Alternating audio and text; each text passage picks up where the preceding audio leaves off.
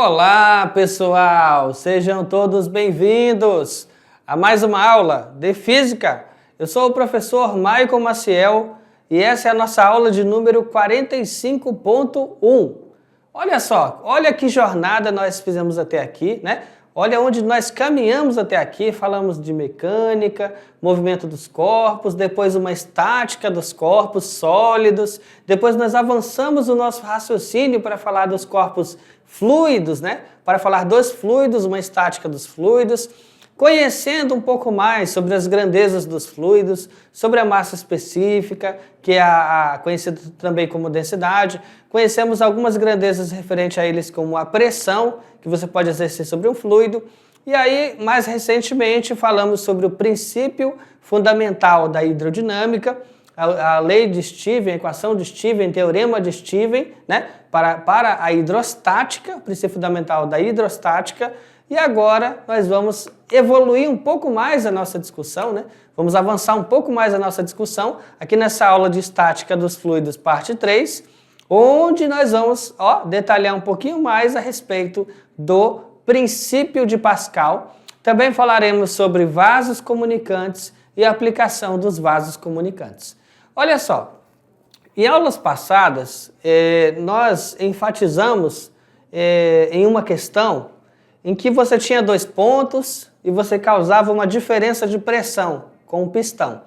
Aí era percebido que um ponto recebia um acréscimo de pressão e um ponto mais abaixo recebia o mesmo acréscimo de pressão. Aí você falava, mas como é que pode? Porque o outro ponto está mais fundo, a pressão dele não deveria ser maior? Então, esta explicação ficará um pouco mais clara agora, né? Mais completa, teoricamente falando, porque agora nós vamos falar sobre o princípio de Pascal e ele vai explicar exatamente isso, né? Vai fortalecer esse entendimento, ok, pessoal? Então, vamos nessa. Vamos começar aqui falando sobre vasos comunicantes. Olha a palavrinha aqui, comunicantes. Se comunicam? Considere 5 recipientes, né, que não precisam ser do mesmo tamanho. Olha o detalhe, não precisa ser do mesmo tamanho, nem possuir a mesma forma, cujas bases estão ligadas por meio de um tubo. Então, a única coisa que eles têm em comum é que esses recipientes, eles têm uma base, né, e essa base, vamos lá, esta base, deixa eu virar para cá, aqui, ó. Essa base, ela tem uma comunicação entre todos esses tubos, olha aí, ó. Tá vendo? Então, por isso que eles são vasos comunicantes, porque eles estão interligados pela base. Agora sim, os recipientes A, B, C, D, E, ok. Bom, eles não precisam ter o mesmo formato, não precisa ter a mesma dimensão, ok? Agora, o que eles têm em comum? Você já deve ter percebido aí. O que eles têm em comum? Professor, eles estão à mesma altura, estão na mesma cota, dá uma olhada. Todos estão na mesma cota, mas o formato do recipiente totalmente diferente. A área totalmente diferente, mas estão todos na mesma altura. Isso aí é uma característica dos vasos comunicantes. E imediatamente na base de cada um deles, foi destacado os pontos A, né? Ponto B na base do segundo recipiente, ponto C, ponto D e ponto E. Vamos nessa. Continuando. Então, olha só. Todos estão à mesma profundidade, que a gente vai chamar aqui de H, ok? E dizemos que os recipientes são vasos comunicantes, porque eles estão interligados. O mesmo fluido se comunica entre a base deles. Coloque um líquido qualquer nesses vasos e espere que seja atingida uma situação de equilíbrio. Considere os pontos A e E, situados em um mesmo nível, horizontal, né? E devem estar submetidos a pressões iguais, pois, do contrário, o líquido não estaria em equilíbrio. Aí você fala assim, ué, professor, como assim? Como assim? Os pontos A até o ponto E, todos vão estar com a mesma pressão. Pressões iguais. E aí eu vou fazer uma pequena provocação aqui, né? Uma pequena provocação para você pensar. Vamos lá. O que está sendo dito? que a pressão hidrostática no ponto A é a mesma pressão hidrostática no ponto B, que é a mesma pressão hidrostática no ponto C e, consequentemente, sucessivamente até o ponto E. Todas elas são iguais, porque todas estão numa mesma linha horizontal. Aí você pode estar pensando, pode levantar uma dúvida e pensar assim, professor, mas como que pode a pressão sobre elas ser igual se acima de cada uma delas a gente tem um recipiente diferente, com formatos diferentes, com uma quantidade de líquido nesse recipiente que pode ser diferente? E por que então a pressão seria igual entre elas? Porque dá uma olhada aqui, ó. Esse recipiente aqui ele é mais fino, né? Sinuoso, tem uma quantidade de líquido, volume em cima dela. Ok. Esse outro aqui, ó, já é um recipiente que ele tem aparentemente uma quantidade de volume maior acima dela. Aí falou, ué, mas a pressão em C vai ser a mesma pressão em A, mas em A só tem essa pequena coluna em cima dele. Então, isso aí é um aparente paradoxo, um aparente paradoxo, né? Mas a verdade é que, de fato, todos eles têm a mesma pressão, né? Porque eles estão numa mesma linha horizontal. Então, não importa o formato do recipiente que esteja acima deles, o volume do que está ali, não. Só vai importar essa grandeza aqui, ó. Profundidade, tá? A profundidade é a mesma, todos estão alinhados, então a pressão sobre eles vai ser a mesma.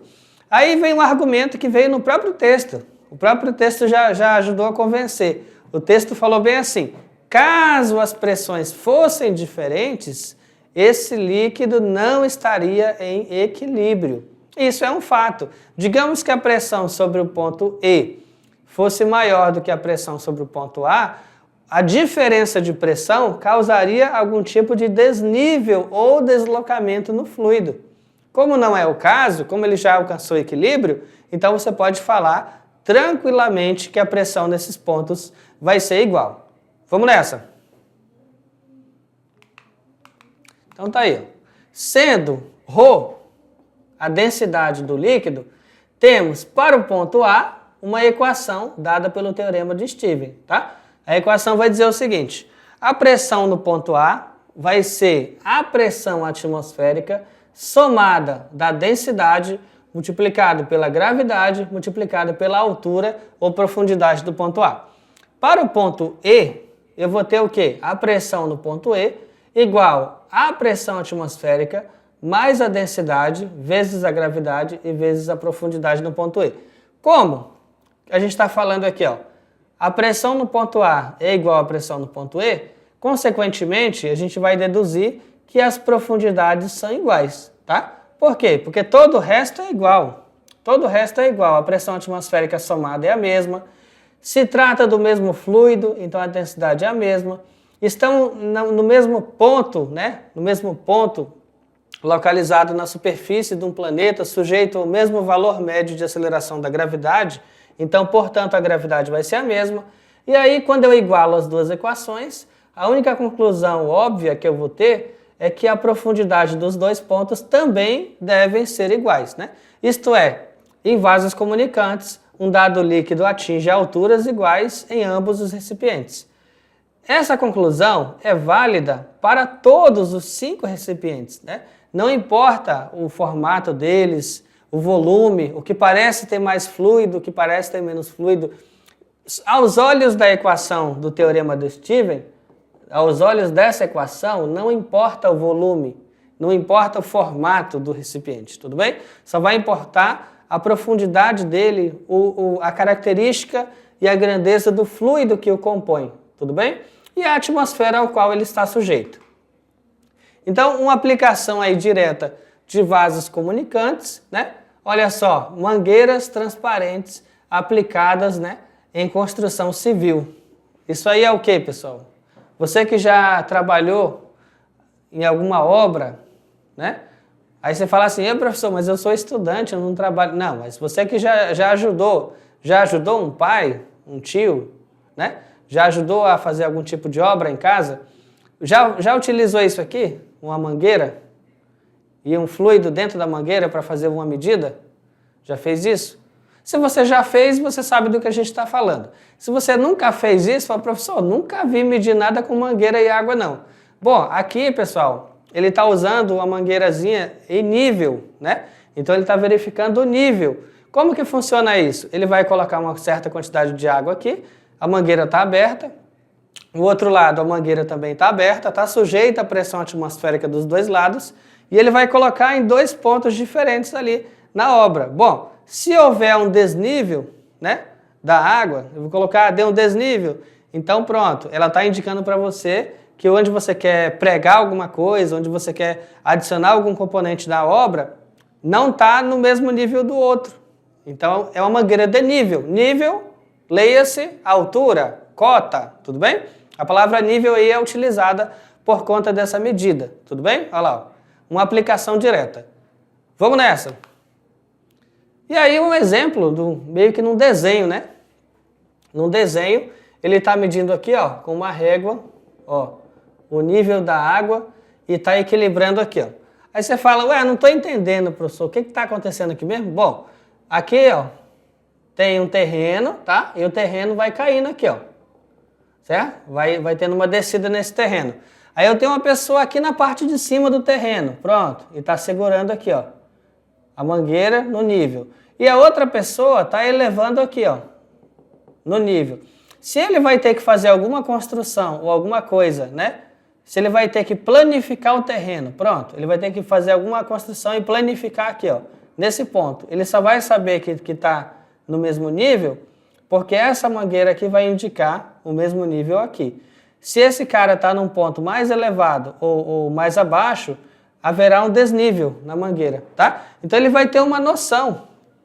Ele vai ter uma noção do nível por aí, tá? Aí você fala assim, professor, isso é curioso, né? Eu posso fazer isso? Pode, se você tiver uma mangueirazinha transparente, em casa você faz essa brincadeira aí, coloca um pouco d'água, mede um ponto, aí você pega um outro lado da porta ali, será que está no mesmo nível do primeiro? Aí você vai comparar os dois. Se ele estiver mais abaixo ou mais acima, você pode usar uma régua, né?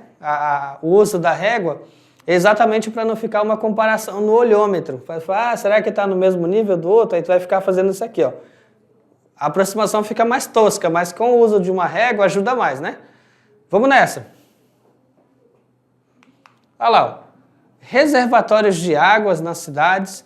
Aqui você vai ter o quê? Também uma aplicação da hidrostática, uma aplicação da hidrostática, do princípio fundamental da hidrostática, P1, P2 igual P1 mais ρGH. E essa aplicação num reservatório de água, ele vai dizer o que para você? Professor, ele vai dizer que a barragem, né, uma barragem de uma represa em um reservatório, ela tem que ter a base mais espessa, né? A base dela vai ter que ser mais espessa, vai ter que ter um material, uma espessura maior, a base. E aí, conforme tu vai chegando perto da superfície, a espessura dela vai diminuindo. Aí, para que se deve isso? Por que não é a mesma parede, com o mesmo comprimento, do começo ao fim? E a resposta está simples. Se você tem um lago, um rio represado, vários metros de profundidade, quanto maior a profundidade dele, maior a pressão. Então, se você construir uma barragem com parede única, você mais abaixo vai ter elevadíssimas pressões. Então, faz mais sentido que a construção, para, né, oferecer maior segurança, tenha na parte mais inferior da barragem uma espessura maior, que vai o quê? Aguentar. Aí tem a ver com resistência, né? Vamos nessa. Então vamos lá, aqui, ó. Isso aqui te daria pressões mais elevadas e pressões menos elevadas. Isso aqui é uma adaptação, tá? Da barragem. Porque aqui eu tenho pressões mais elevadas, mas eu tenho uma estrutura mais preparada para isso. Aí aqui vai diminuindo e aqui vai diminuindo, tá? Proporcionalmente.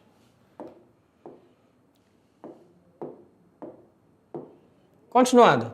Caixa d'água, olha aí, ó, caixa d'água da residência. Ela também trabalha com diferença de pressão e aplicação do teorema de Steven. Aqui como representação, né, tem a imagem das nossas conhecidas 3 caixas d'água, né, e elas têm uma estrutura reforçada, então haverá uma diferença de pressão em quaisquer 2 pontos aqui, e como o fluido está em repouso, você pode aplicar sim o teorema de Steven. Vamos a um exemplo. Algumas cafeteiras industriais possuem um tubo de vidro transparente para facilitar a verificação da quantidade de café no reservatório, como mostra a figura. Observe que os pontos A e B correspondam a aberturas na máquina. Perdão, os pontos A e B correspondem a aberturas na máquina. Então aqui um ponto de abertura e B um ponto de abertura. Admita que a área da seção reta horizontal do reservatório seja 20 vezes maior do que a área do tubo de vidro. Quando a altura alcançada pelo café no tubo é x, a altura do café no interior do reservatório corresponde a... Então vamos lá? Olha só. A pressão hidrostática é fornecida pela equação aqui, ó. Densidade do café, gravidade vezes a altura. Observe que ela não depende das dimensões do tubo e da cafeteira. Como os pontos A e B estão abertos, a pressão nos dois é a mesma e fica na mesma altura, tá? Então se trata da mesma altura, os 2 pontos estão abertos, você vai ter pressão atmosférica aqui, pressão atmosférica aqui, e a única pressão que não é atmosférica e você leva em consideração vai ser o quê? A pressão hidrostática, aquela que leva em consideração a densidade do fluido, a gravidade e a diferença de cotas. E aí vamos ao princípio de Pascal, né?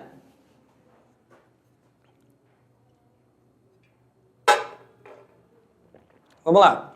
Considere um líquido em equilíbrio no interior de um recipiente, de acordo com a figura, tá? Então tu vai ter um líquido em equilíbrio, tá aí ó, o líquido. Que líquido é esse? Só Deus sabe. Nos pontos 1 e 2, as pressões elas vão valer pressão P1 e pressão P2, respectivamente, tá? Então tu vai ter aqui, ó, pressão no ponto 1, pressão no ponto 2. Se por um processo qualquer aplicarmos uma força F na superfície do fluido, então vamos lá, eu tampei aqui, né? Coloquei uma tampa móvel, né? Coloquei uma tampa móvel no fluido. Aí, nessa tampa móvel, eu consigo aplicar uma força e pressionar ele, ok?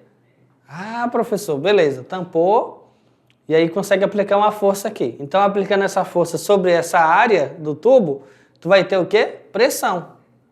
E essa pressão adicionada, ela vai ser sentida no ponto 1, vai ser sentida no ponto 2, é sobre isso que a gente está falando. Vamos nessa.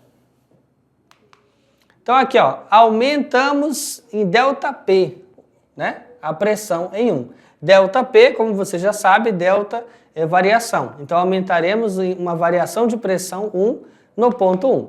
Então a pressão em 2 sofrerá um aumento ΔP2, ou seja, uma variação de pressão no ponto 2. Ou seja, se todo o fluido está aqui e está em equilíbrio, e você aplica uma força sobre uma determinada área, você vai ter o quê? Um acréscimo de pressão. Esse acréscimo de pressão é sentido em todos os pontos, mas a princípio vamos falar o quê? Que ele tem um acréscimo de pressão no ponto 1 e que ele tem um acréscimo de pressão no ponto 2. Pela relação, né, do teorema de Steven, vamos ter aqui, ó, pressão no ponto 2, pressão no ponto, igual pressão no ponto 1, mais densidade, vezes gravidade e vezes a profundidade ou a diferença de cota. Podemos verificar aqui que a diferença de pressão no ponto 2 é a diferença de pressão no ponto 1, tá? Por essa relação. Olha lá. Isto é, o aumento da pressão em um ponto 2 é igual ao aumento de pressão provocado no ponto 1. Aí você fala assim, professor, mas esses pontos não estão em locais diferentes do copo, né? Um não está mais próximo da superfície e o outro não está mais fundo, mas isso não importa. A diferença de pressão, quando você faz o acréscimo, vai ser igual. Então, assim, intuitivamente, nós podemos ser levados ao erro, levados ao engodo de errar e pensar assim: o ponto que está mais próximo da tampa, que vai receber a pressão, vai receber mais pressão do que o ponto que está mais afastado. Isso daí é um engano, tá? É um engano, um engodo de interpretação. Os dois pontos estão contidos no mesmo fluido e o fluido está em equilíbrio.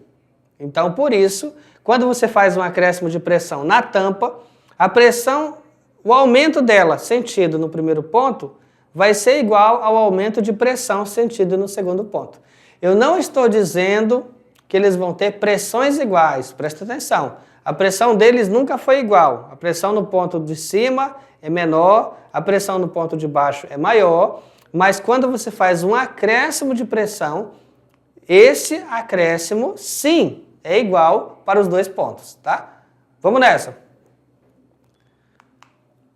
Essa relação, né, ela foi observada de forma experimental, então alguém fez experimento para chegar a essa conclusão, e foi quem que fez esse experimento?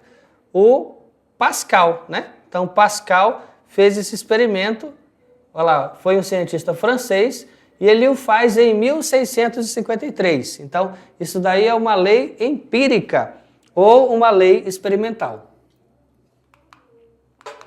que nos leva ao princípio de Pascal. Vai dizer o quê? Um acréscimo de pressão em um ponto de um líquido em equilíbrio transmite-se integralmente a todos os pontos desse líquido. Então, cuidado, né? Cuidado com as interpretações e vamos fazer a correta interpretação. Palavras-chave: acréscimo, o aumento da pressão, né? Em um líquido. Mas olha o detalhe, o líquido tem que estar em equilíbrio. Eu não estou falando de você pegar aí e abrir a torneira da cozinha. Aí está caindo água, aí você aumenta a pressão e a água é sentido... Não. Aí o fluido está em movimento, é hidrodinâmica, é outra história. Eu estou falando, por exemplo, de você colocar água num balde, deixar ela repousar, aí depois você colocar alguma coisa em cima ali, ó, na medida certa, recortar e apertar. Aí que você apertou, pronto. Aquela variação de pressão que você causou, ela é distribuída igualmente em todos os pontos do fluido do balde. Por quê? Porque o fluido está em equilíbrio. Se ele não estiver em equilíbrio, aí a ideia, a lei, o teorema, ele já não é aplicado, tá? Então, transmite-se igualmente. Não está falando para você que o ponto mais próximo da aplicação da força vai ter maior pressão. Vai dizer o quê? Transmite-se integralmente em todos os pontos. Transmitir-se vai daquele ponto que você aplicou a todos os pontos, integralmente, em toda a parte, em 100% do valor. Ou seja, teve um ΔP adicionado lá em cima. Esse ΔP é somado em todos os pontos, independente de onde eles se localizam. Tudo bem? Vamos nessa. Então, olha só, qual que é a aplicação disso? Para que isso serve, professor? Além da teoria, né? Essa teoria é aplicada onde? Então, a gente começa falando aqui, ó, de máquinas hidráulicas. Uma importante aplicação desse princípio é encontrada em máquinas hidráulicas capazes de, olha a palavra-chave aqui, ó, multiplicar forças. Que bacana, hein? Então, conhecendo hidrostática e conhecendo os princípios da hidrostática, a gente consegue multiplicar forças. Que interessante. Como assim, professor? O que é multiplicar força? Multiplicar força é você aplicar uma força em um lado e essa força virar 10 vezes mais do outro lado? Como é que é possível isso? É possível? Ou não, para levantar um carro ali, eu tenho que aplicar exatamente a mesma força que é o peso do carro. Isso não seria muito prático, né? Então, a máquina hidráulica, ela conhecendo essa relação do princípio de Pascal e a transmissão da pressão, do acréscimo de pressão em todos os pontos, ela consegue o quê? Pegar vasos comunicantes e fazer uma relação de força e área para a mesma pressão. E aí você vai ter vantagem mecânica, você vai ter o quê? Forças que são multiplicadas. Vamos nessa, vamos detalhar um pouco mais isso. Então vai ficar assim, ó. Para analisar isso, como isso ocorre, consideremos uma máquina representada nesta figura. Então olha que interessante aqui, ó. O que está acontecendo aqui? Olha lá. Você vai ter uma força aplicada aqui, né? F, nesse pistão, e esse pistão ele tem uma área menor, você está chamando de Azinho, né? Área menor. E aí do outro lado, ó, tu tem um vaso comunicante aqui, ó. Todo esse fluido está aqui, ó, em repouso, está em equilíbrio, ok? E aqui você tem o quê? Uma área, uma outra área, ok? A, e você tem a aplicação de uma força F. Aí você fala, professor, então essa é a ideia, né? Essa é a ideia. Eu vou aplicar a força num ponto, uma área menor. Do outro lado, você vai ter o quê? Uma força aplicada, multiplicada, né? E essa força multiplicada numa área maior. Ou seja, pressão, um acréscimo de pressão no ponto 1, igual a exatamente o acréscimo de pressão no ponto 2. Mas como no ponto 1 é força... Opa, vamos apagar isso aqui. Como no ponto 1 é a força, Fzinho, né? Sobre A, ponto 1. E no ponto 2 é o F sobre A, ok? Vai ser o mesmo acréscimo de pressão. Mas falar que é o mesmo acréscimo de pressão não é falar que é a mesma força que vai ser aplicada. Então a nova força que vai ser sentida do outro lado vai ser a força menor que você aplicou, né? A área menor multiplicado pela área maior igual a força final multiplicada. E aqui eu vou ter que a força menor, ela vai ser ampliada, porque tu vai ter a área maior dividido pela área menor, e isso vai ser igual à sua força final do outro lado. Ou seja, essa equação aí, bem simples, bora lá. Essa equação bem simples, aqui ó, um acréscimo de pressão no lado esquerdo é o mesmo acréscimo de pressão do lado direito, com base no princípio de Pascal. Pronto, aí eu vou aplicar aqui, ó, a força menor sobre a área menor do lado esquerdo.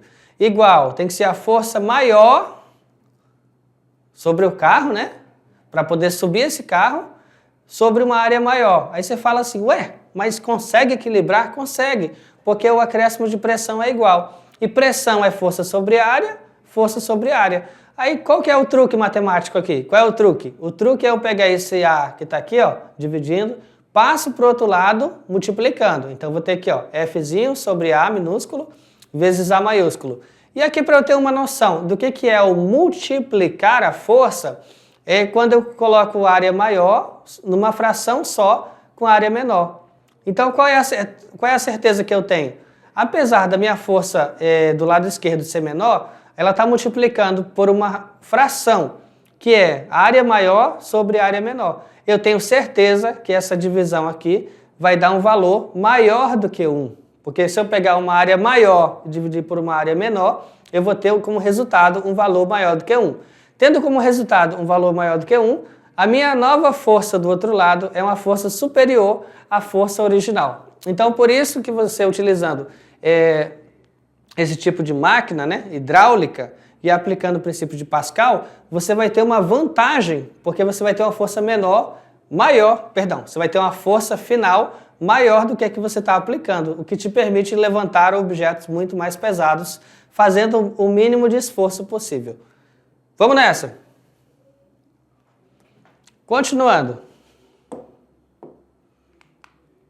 Essa máquina consiste em 2 recipientes cilíndricos comunicantes, contendo um líquido, sendo a área da seção reta de um dos recipientes maior do que o outro, né? Se exercermos uma força Fzinho no pistão do cilindro menor, provocaremos um aumento de pressão no líquido sobre o pistão. Se A, né, é o valor da área desse pistão, o aumento da pressão, então, vai ser a força menor sobre a área. Em consequência, esse aumento de pressão é transmitido para todos os pontos do líquido, ocasionando o aparecimento de uma força F maiúsculo sobre o pistão da área maior. Sendo A maiúsculo a área desse pistão, o aumento de pressão que ele sofre vai ser a força Fzão sobre A maiúsculo. E aí, fazendo uma relação entre eles, você vai chegar aqui, ó, que a nova força é a área maior dividido pela área menor, multiplicado pela força menor, né? Isso relacionando que eles tiveram o mesmo acréscimo de pressão. Portanto, se a área A for muito maior do que a área menorzinho, A minúsculo, a força F será também muito maior do que o Fzinho, tá? Então, como essa razão aqui, ó, Azão sobre Azinho é maior do que 1, eu já sei que esse F vai ser maior do que o F minúsculo, ok? Agora, quantas vezes esse Azão for maior do que o Azinho, vai ser o número de vezes que a nossa força vai ser em relação à força menor. Vamos a um exemplo. Se a área é menor é 20 centímetros quadrados e a área maior é 100 centímetros quadrados e a nossa força aplicada é de 300 newtons, qual vai ser o valor da força final? Ou seja, qual vai ser a minha vantagem aí, né? Se eu estou aplicando uma força de 300 numa área pequena de 20 centímetros quadrados e aí do outro lado tem uma área maior de 100 centímetros quadrados, qual é a força sentida no final? Qual é a força que vai ser sentida lá no final? Vamos ver. Então fica assim, ó. Do lado direito, força sobre área, né? Força maior sobre área maior. Do lado esquerdo, força menor sobre área menor. Isolando a força maior, vamos ter que a força maior é a área maior sobre a área menor, multiplicado pela força menor.